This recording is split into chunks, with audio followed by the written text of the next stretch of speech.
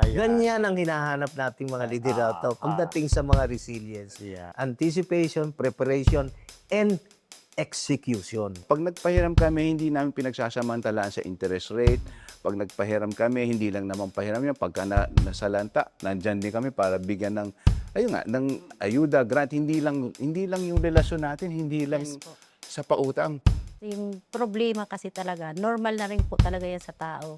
Parang inalagay ko na ng sarili ko na pag dumating sa atin yung bagyo, hindi naman po nananatili. Daan lang po. So, kailangan ako makabangon. Ngayon, nasabi niyo rin, mahalaga nalaman natin na may pangsambot, no? May insurance. Kung malaglag na Safety tayo net. lahat, may safety net ka. Kailangan mo rin ng sandalan.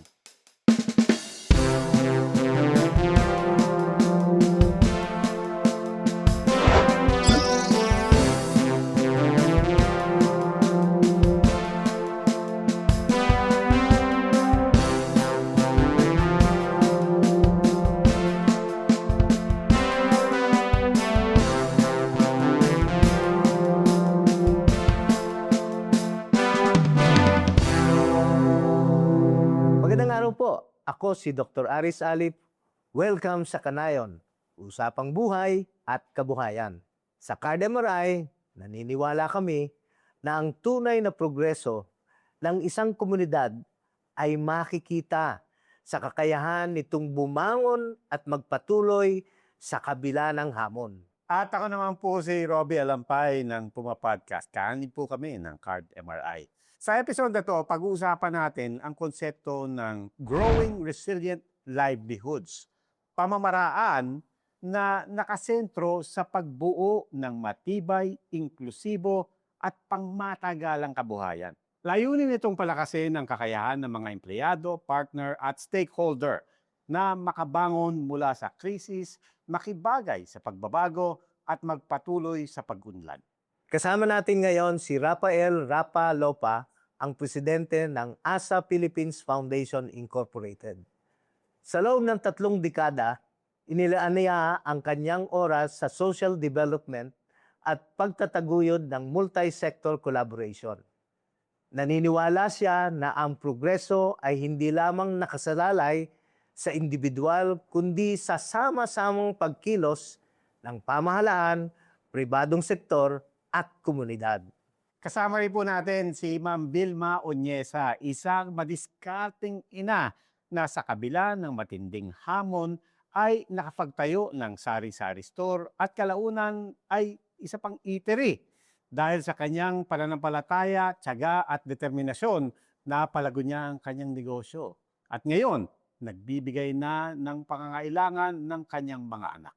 Samahan ninyo kami dito sa Kanayon kung saan ang bawat kwento isang hakbang sa matatag na bukas. Doc Alip, kahit katulad ng ASA, nila Rapa, dami niyong miyembro, mga small micro business. Ang una kong tanong pagdating sa resilience, ano ba mas pangkaraniwan sa mga nakikita nyo? Yung matatag na resilient, na bawat dagok, tayo lang ng tayo, sige na. O mas karaniwan ba yung mga nadadapa pagkatapos hindi na nila alam paano babangon ulit? Normal yan sa isang sa microfinance client. Minsan, pagka may mga dagok, calamity, minsan pag talagang dumapa yan, kalimitan dyan, nawawala na ng pag-asa dahil nahihirapan na talaga . So yung, meron din namang madaling bumangon, kagaya ni Vilma. Pagkakaroon ng mga ganyang kalamidad, sitwasyon, bangon ka agad. Ito ang kailangang matutunan ng ating mga kasama, mga kanayon, mga kliyente na dapat wag masisiraan ng loob. Napaka-importante ngayon ng role ng microfinance. Gaya na sinasabi ng aking kumpare, si Rapa. Importante yung yung role ng microfinance. Na pagka nadapa, bumagsak yung nanay, hindi ka agad makabangon, yung microfinance tutulong yan. Tulad halimbawa ng ginawa natin nung sa Yolanda, tayo magkasama noon. Merong insurance, para maibangon ka agad. Rehabilitation loan. Yung restart me, yun natin itinatag para yung lahat ng microfinance client na kailangan ng pondo, kasi panibagong pondo, bigay ka agad doon sa mga nanay. At ang interest niyan, minsan 0 to 2% para makabangon ka agad sila. Doc, tanda ko nga doon sa mga nauna nating episodes na banggit nyo nga na kaya rin kayo halimbawa pumasok sa insurance. Dahil nakita nyo, kaunting dapa lang. May mamatay lang sa pamilya, back to zero ka. Back no? to zero. Kaya pero yun muna yung tanong ko kasi ang dami na nating nabanggit. Salanta, pandemya, gera sa Middle East. Pero sa karanasan nyo, ang dagok ba ang pagdapa kailangan itong malalaking bagay o meron bang mga halimbawa ng hindi nyo mamatsagin, mali na bagay lang, malakas ng makadapa? Ano yung mga bagay? Minsan yung lugi sa negosyo. Oh. Dahil kung nagtayo ka ng sari-sari store, lahat nagsasari-sari store. Anong strategy mo para sa iyo pumunta yung mga customer? So, yung kalimitan, ganun din nangyayari sa mga kliyente na pagka nasira ng loob, magsasara na rin yun. Pero kinakailangan mag-isip ng pamamaraan. Kagaya nyo, nag-diversify. ET rin naman.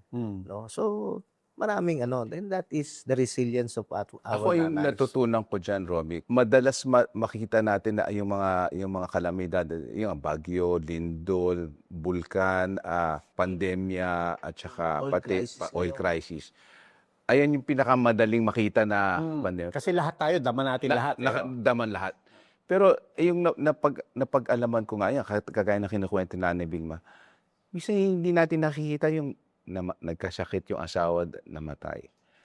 Nagkasakit yung anak, aalagaan yung anak. Pag yung hamon nila sa pang-araw-araw na buhay, minsan hindi na nakikita ng marami yun dahil hiwa-hiwala yan eh. Hindi natin nakikita na sabay-sabay nangyayari yan, di ba?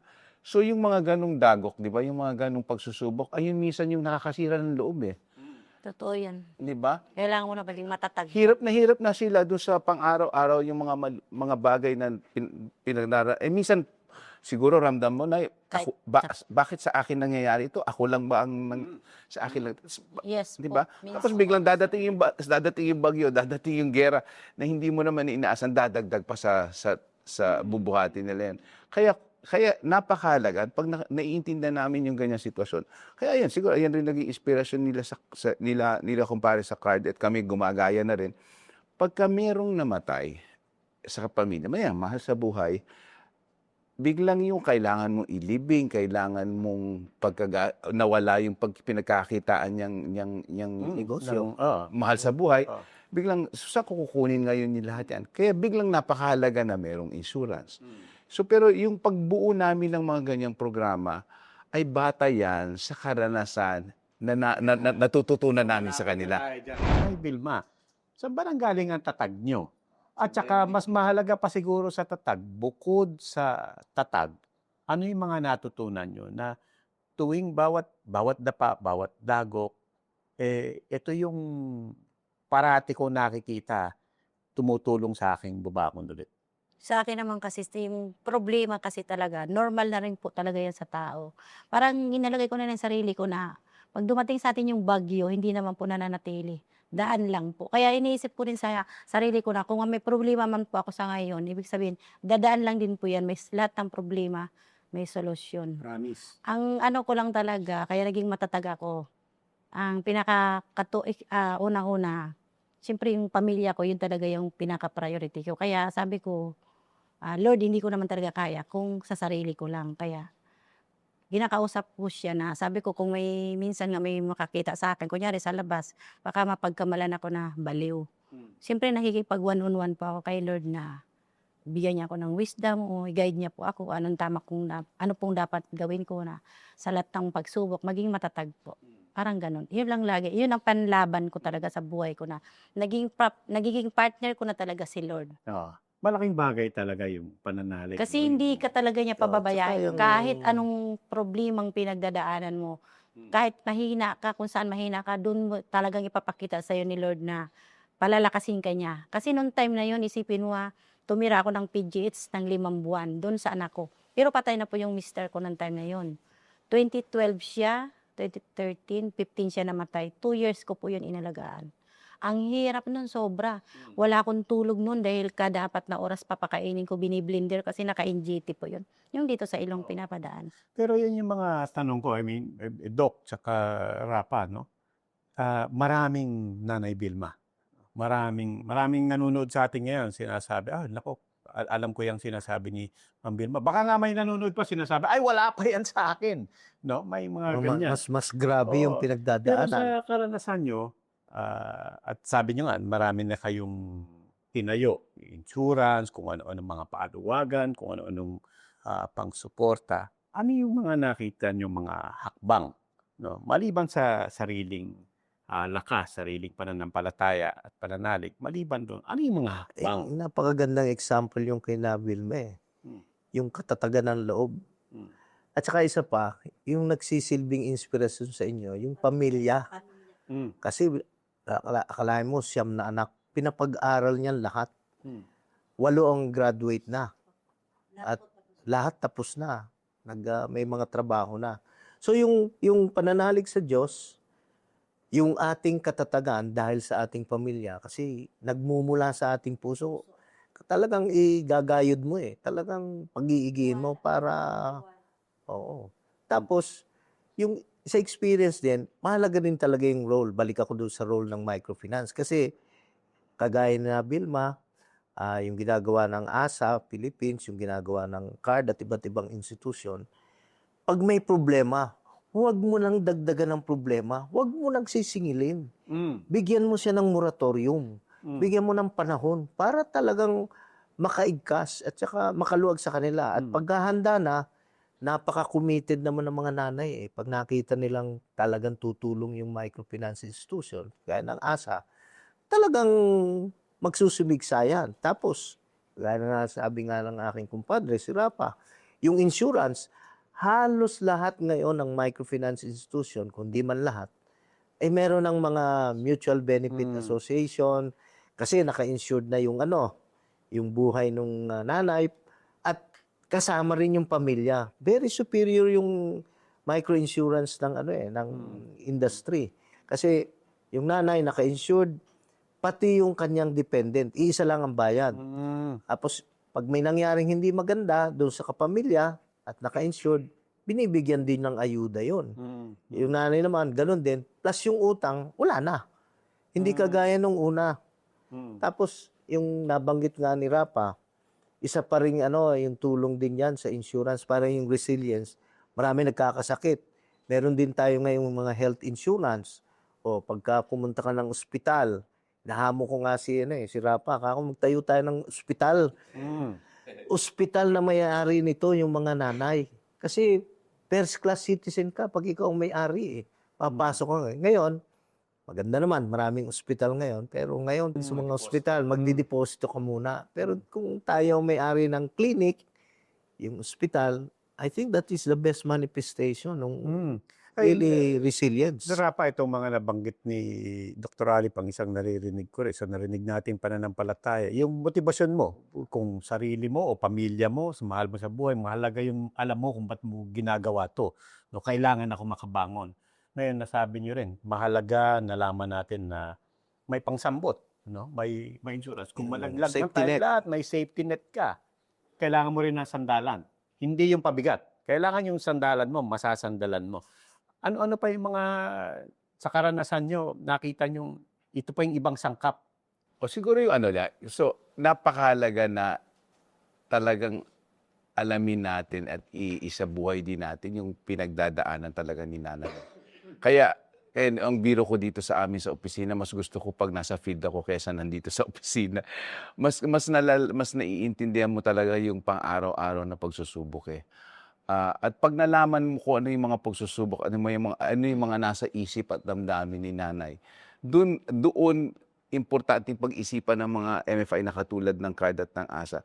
O ano ba ang pwede nating gawing mga produkto, serbisyo na tutugon doon sa mga pangangailangan na yon. Di ba? Kaya, dati una, livelihood loan lang para meron sa karagdagang pagkita. Nung nakitang hindi sapat lang yung kinikita dahil pagka may salanta, may nagkasakit, kailangan merong sasalo dyan. sustainable, may savings din. Maliban sa savings, insurance. Kasi pagka emergency, at least meron silang mapupuntahan. Savings. Oo. Pero ang napakahalaga, palagay ko din, validate mo na lang ito. Ang napakahalaga kasi sa akin at sa napag-isip-isip ako, napakahalaga talaga na ramdam nila yung tunay na pagmamahal mo at malasakit sa buhay nila. Ganun din kasi yung pagmamahal at malasakit binibigay nila sa pamilya nila. Napakahalaga na maging bahagi ka ng ganyang pakiramdam, no? Kasi doon magsisimula yung tiwala, eh. Tama. Di ba? Na pamilya ang turing. O na pamilya tunay na tiwala ka na hindi kita iisahan, yung tulong ko kahit na nagpapautang ako, nangungulikta ako, mga biro-biro, nandiyan ang asa, nandiyan ang card, mangungulikta na yan, nagtataguan na, pero biro lang yan kasi nga napakahalaga sa kanila na patuloy yung ganung relasyon, na pag nagpahiram kami, hindi namin pinagsasamantalaan sa interest rate. Pag nagpahiram kami, hindi lang naman pahiram yan, pagka nasalanta, nandyan din kami para bigyan ng ng ayuda, grant, hindi lang yung relasyon natin, hindi lang Yes po. sa pautang. Kasi pinag-iisipan ng mga MFI, ano ba't ibang bahagi ng buhay ni nanay at ang buhay ng pamilya ni nanay na dapat pag-isipan ng microfinance. Ayan, kaya biro ko lagi, kay kumpare, lagi ko lang ginagawa niya. Ang dami na nilang nagda-diversify ka na ng iba-ibang negosyo. Halimbawa, dito sa background natin, yung mga produkto na yan. Yung mga produkto na yan, gawa ni nanay. So, ayun nga, ang card sa pamagitan ng kanilang likha ni inay na brand, nakikita na napakahalaga na hindi lamang sila matuto mag-produce, matuto rin sila mag-market ng ano na yan. Kasi mag-produce ka, wala namang bibili, di wala din, di ba? So napakahalaga, ano pa yung ibang negosyo na pwedeng pasukan ng microfinance na para tugunan yung iba pa pangangailangan. So maliban sa pinairam ko siya ng utang para makakagawa siya ng ganito mga produkto, nakagawa na ng produkto, sino naman tutulong sa pagmerkado niyan? So, hindi naman kakayahan ni nanay na imbenta pa lahat yan sa mas malalaking merkado. So, napakahalaga ngayon, papasukan ng isang microfinance. So, kahit hindi man microfinance, isang entrepreneur, di ba? Papasukan ko yan para lahat ng gagawin ni nanay, ipoproduce ni nanay, pwede kong pagsamasamahin yan at ibenta. So yung resilience, yung pagkatatag, hindi lang yan nasusukat sa ilang beses kang tumayo. No, nasusukat din yan sa naririnig ko na habang nalalaman mo yung iba't ibang bahagi ng isang stable at mayabong business, nagagawa mo na lahat to ahead of time, no? Napapag-aralan mo na. Yan, Roby, ang mahalaga dyan, kaya naman ang naiisip namin yung micro-insurance, micro-marketing, at iba't ibang mga education, meron tayo laging ginagawang yung client satisfaction survey. Talagang sinosurvey yan. Ano ang mga pangangailangan, ano yung mga gusto ng mga nanay para lalo silang makabangon sa ating makabangon sa kahirapan. Kasi yun naman ang objective ng microfinance, to bring people out of poverty. Yun naman ang natin, yung ASA, card, Kasagana Ka, KMBI, at iba't ibang mga institusyon. Pero gusto ko lang yung follow-up ko lang yung yung pamilya ay napakahalaga na inspiring yan sa atin. Yung sinasabi naman ni Rapa, yung maging part kayo ng family. Ito yung tinatawag naming family spirit. Yung family spirit values, yung nanay, mahal niya yung pamilya niya, tayo naman bilang microfinance, ang tingin ho namin sa inyo, kasama namin kayo, family spirit. Kasi kung family spirit, gusto naming umaangat kayo. Malungkot kami pagka kayo ay bumabagsak. Kaya gusto ko rin tanungin si nanay, ano po ba ang mga naipakita po ng sa Philippines para kayo ay lalong tumatag yung resilience, ano yung mga naging tulong sa larangan ng resilience. Iangkas ko na rin din yung tanong ko. No? Sa inyong dalawa na, sabay. Maliban sa sandalan at takbuhan, kayo ba natuto ng kusa nyo, sarili nyo, o meron bang mga training programs na sadyang naialok kasama sa mga tulong na napakinabangan nyo? And Rapa, to you also, parang, do you have formal training programs for Kasi even just keeping track of everything that you said na meron ng ganito, may insurance na, may marketing, may sales, may inventory, may R&D, may packaging. 'Di ba? Parang sa lahat ba ng bagay na 'yan, matututunan ko ba 'yan ng sarili ko, gaya ni Ma'am Vilma, o sadya rin 'yan sa pag-alok niyo ng tulong, meron din tayong alok na mga training? Siyempre malaking tulong po 'yun sa akin yung ASA kasi unang-una, siyempre mababa lang yung interest. Tapos weeklyhan, hindi naman katulad sa 'pag sa Bombay ka utang araw-araw po 'yun. Tsaka 5, 6, 'di ba, 20%. Ayan yung ikinaganda. Tsaka siyempre yung mga staff mababait din naman sila. Tsaka ako din may hawak din kasi group leader po ako ng SAS. Definitely may mga training program. Meron kami mga partnership sa ibang training institutions na para kunyari sa mga sari-sari store, paano pa maturuan para yun nga, maayos yung negosyo nila. At yun na baka pwedeng ma-share din sa inyo yan kung hindi nyo pa nakukuha. Merong syempre mga financial literacy yung para malaman kung paano paano mo hawakan ng pera mo, paano mo i-manage yung pera. Kasi ayun nga, napakahalaga. Limitado ang pumapasok na kita, malawak yung gasto. So, paano mo pagsasama, paano mo ipagdidikit yan? Kasi may mga ganong training program. Meron rin kami ngayon tinitingnan na training program na dahil usong-uso ngayon yung sinasabi nating artificial intelligence at saka yung technology, napakabilis nito. Parang meron ding mga oportunidad ngayon na nailalapit sa amin na pwede nating turuan ng mga nanay at yung mga anak ni nanay na magtrabaho mula sa bahay. Pero syempre kailangan din ng internet connectivity. Pero yun, maaari silang gawin nila sa bahay, at the same time kikita sila. So may mga ganong oportunidad na walang oportunidad dati. So yun, tinitingnan din baka training program, ibubuhin yung training program. So yung mga ganyan, maraming ginagawa kami ngayon dyan sa ASA na ganyan, puro pilot stage. Siguro gusto ko lang idagdag din na maliban kay nanay, and nakita ko rin ito sa ginagawa ng card at ng ibang microfinance, titignan mo rin yung ibang miyembro ng pamilya. Ano pa ba ang pwedeng gawin ng microfinance na tulong nga bilang bahagi ng pamilya ni nanay? Ano pa yung pwede? So like kami sa ASA, and maybe gano'n rin ang ginagawa ng card. Sila may eskwela na nga. Kami, nilakihan talaga namin yung budget sa scholarship. At ang binibigay namin, yung scholarship, hindi lang kahit kanino, pero tinutuon namin yung scholarship ng mga anak ni nanay. Kasi kung mabigyan mo ng scholarship si anak na sana magkaroon siya ng trabaho. Karoon siya ng trabaho, dagdag sa kita yan sa pamilya. So hindi lang karga ni nanay yung panggastusin sa bahay. So merong ganong klaseng ano. So like last year alone we funded about 20,000 scholars all over the country. Para nga makatapos ng college. This is grade school all the way to College. Nasa college. Pero maliban nga dyan sa college na yan, ayun nga, napag-isip-isip namin, yung college 4 years di ba? Yung iba naming empleyado dito sa ASA, nasa last count, so mga 12,000 yung employees namin. About 3,000 of our employees are senior high school graduates. They are our microfinance officers. Sila yung loan officers namin. So napakalaking porsyento ng aming mga empleyado, senior high school lang. Hindi na kinailangan tapusin yung college. So parang napag-isip na maliban sa pagiging microfinance officer, ano pa ba yung ibang trabaho na senior high school lang ang kailangan?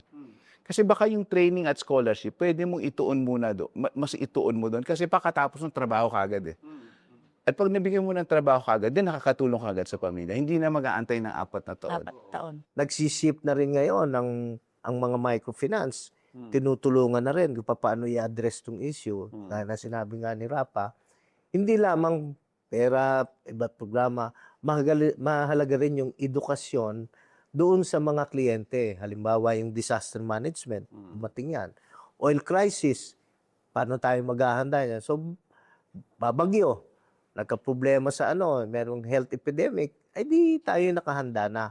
At yan, ina-anticipate nga. Sipag na ni Rapa pag kami mga earthquake, sinasabi na doon sa buong industry, oy, mga kasama, darating na ang bagyo. Yeah. Meron pa si Rapa yun. Rapa pala yung bagyo. Ito, paborito ng para itong weather station namin Nando doon yung, MMI leaders in industry, maghanda na kayo. Yan. Medyo Sumisigalbo na naman ang Ayan. Taal Ayan. Volcano, ang Mayon, ang Kanlaon.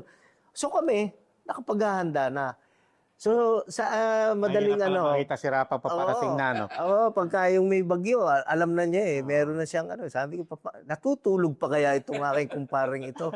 Kaya ho, Nanay Wilma, kaya kami nakahanda. Pagdating ho ng mga krisis na ito nga eh, iniisip pa lang ata, magkakagera na eh. Nagpa-meeting na, sabi ko. Ayan. Ganyan ang hinahanap nating mga liderato pagdating sa mga resilience. Yeah. Anticipation. Ah. At you anticipate and preparation. Anticipation, preparation, and execution. Ayan. O, sige. Maraming salamat po sa pagbabahagi ng inyong mga kwento. Sir Rapa, Rapa at saka Ma'am Vilma. Nanay Vilma, maraming salamat po. Ang kwento ng ating mga panauhin ay nagpapaalala sa atin na ang katatagan ng kabuhayan ay hindi lamang tungkol sa kita, kundi sa kakayahang bumangon, mag-adapt at magpatuloy sa kabila ng mga pagsubok. Sa tulong ng tamang suporta at diskarte, ang kabuhayan ay lumalago at nagiging sandigan ng mas maunlad na komunidad. Sa Kanayon, patuloy naming ibinabahagi ang mga kwentong nagbibigay inspirasyon at praktikal na aral dahil ang bawat kwento isang hakbang sa matatag na bukas. Samahan niyo kami sa mga susunod pang episodes ng Kanayon. Mag-subscribe na sa official YouTube, Spotify ng Bente Productions. Maraming salamat ulit, Dr. Alip. Kung kayo ay may negosyo, may pamilya at may iniisip na kinabukasan, samahan niyo kami sa mga susunod pang kwentuhan. Muli, ako po si Robbie Alampay at ito ang Kanayon, usapang buhay at kabuhayan.